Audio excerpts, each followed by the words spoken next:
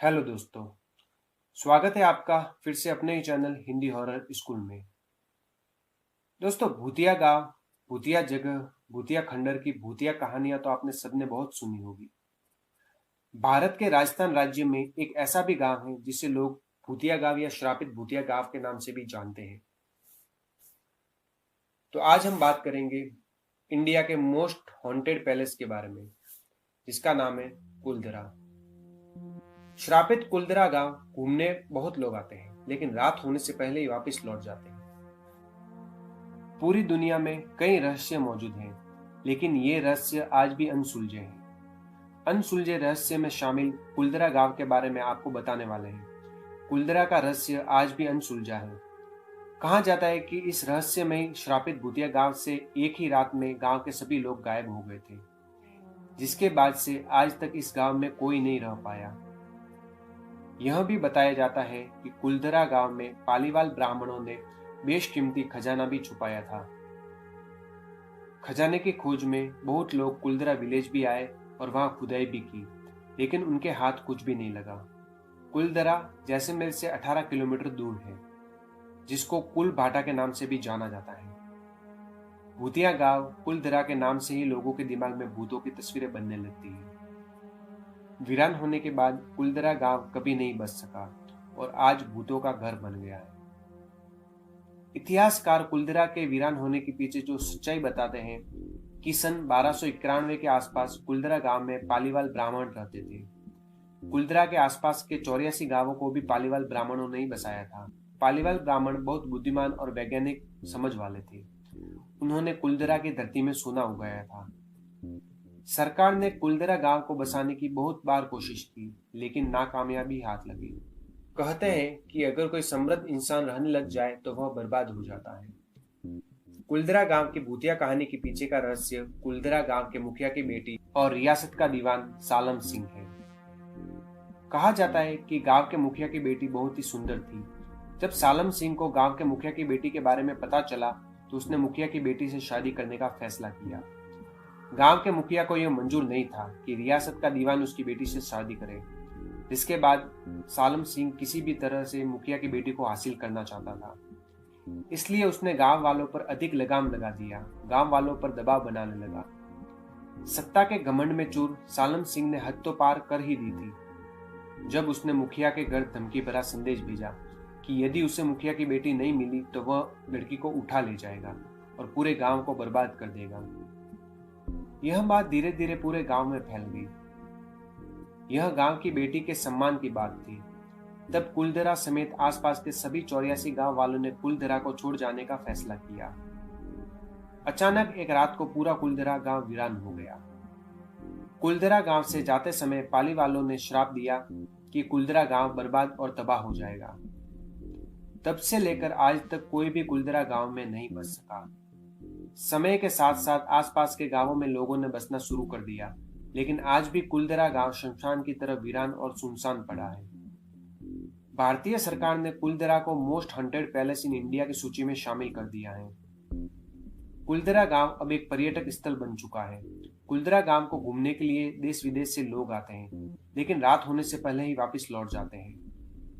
रात के समय कुलधरा गांव में रुकना मौत को निमंत्रण देने के बराबर है।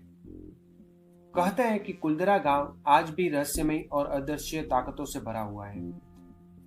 यहाँ घूमने के लिए आने वाले लोगों को उनके साथ किसी के चलने का एहसास होता है। आसपास के गांव वालों को रात में पाली वालों की आहट सुनाई देती है। कुलधरा के बाजार में हलचल का एहसास होता है, मानो ये वीरान बाजार आज भी खुला हो। औरतों की चूड़ियों पायलों की आवाजें सुनाई देती है। कुलधरा गांव की सीमा पर एक फाटक बना हुआ है जो दिन के समय खुला रहता है, जिससे पर्यटक कुलधरा गांव में आ जा सकते हैं, लेकिन शाम होते ही इस फाटक को बंद कर दिया जाता है। रात के समय कुलधरा गांव में प्रवेश करना मौत के मुंह में जाने के बराबर है। पालीवाल ब्राह्मणों ने ही कुलधरा गांव को बसाया था। करीब 5000 पालीवाल ब्राह्मण कुलधरा गांव में रहते थे। अगर आप पालीवाल ब्राह्मणों का इतिहास पढ़ेंगे तो आपको पता चल जाएगा कि पालीवाल ब्राह्मण बहुत ही बुद्धिमान थे। वैज्ञानिक तथ्यों के आधार पर ही पालीवाल ब्राह्मणों ने कुलधरा गांव को बसाया था। राजस्थान में उड़ती धूल और भीषण धूप के अलावा कुछ नहीं है। मगर पाली वालों ने अपनी सोच और बुद्धिमत्ता से रेगिस्तान में खेती की और पानी की समस्या को दूर किया। पालीवाल जानते थे कि मिट्टी में कुछ गहराई पर जिप्सम की परत पाई जाती है जो पानी को जमीन में अवशोषित होने से रोकती है।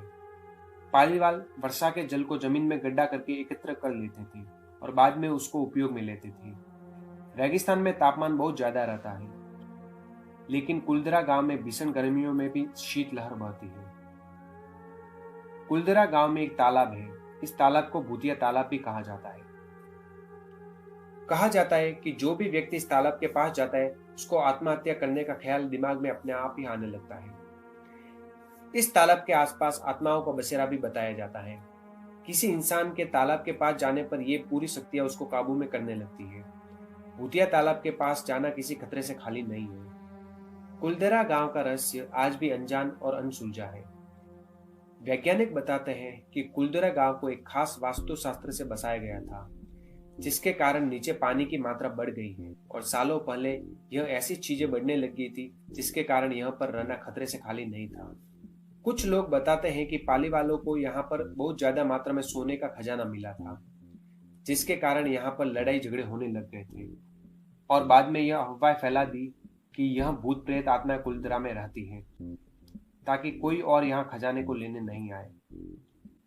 कुलदरा गांव में कई दफा अदृश्य शक्तियों को महसूस किया गया है, जिसको लोग भूत प्रेत आत्माओं का नाम देते हैं। इस गांव में जाने पर महसूस होता है कि ये गांव बाहरी दुनिया से बिल्कुल अलग है। कुलदरा में बाबाओं की कहानियां भी मशहूर हैं। कई लोग कहते हैं कि रात में एक बाबा यहाँ पर दूध बांटता है, जिसका दूध कभी नहीं लेना चाहिए। रात में पायलों की और किसी के चिल्लाने की खौफनाक आवाजें भी आती है, लेकिन कोई भी इनके पीछे का राज नहीं जानता है और न ही कोई आज तक इनका राज जान पाया है। वैज्ञानिकों की टीम कुलदरा पहुंची तो उन्होंने मशीनों में आवाजें और तरंगे रिकॉर्ड की थी, जिससे यह तो पता चलता है कि आज भी कुलदरा में अदृश्य शक्तियां मौजूद हैं। मशीनों में रिकॉर्ड ये तरंगे कुछ संकेत देती हैं। कुलदरा की सीमा में जाते ही रेडियो बंद हो जाता है और मोबाइल नेटवर्क लेना बंद कर देता है, लेकिन जैसे ही गांव की सीमा से बाहर आते हैं मोबाइल रेडियो चालू हो जाते हैं। कुलदरा में पुराने शिलालेख आज भी पाए जाते हैं, जिन पर इतिहासकारों ने कुलदरा गांव के बारे में बताया है। शिलालेखों पर लिखा है, लोक कथाओं के अनुसार कुलदरा पालीवाल ब्राह्मणों का एक प्राचीन गांव था जो पाली के क्षेत्र से है।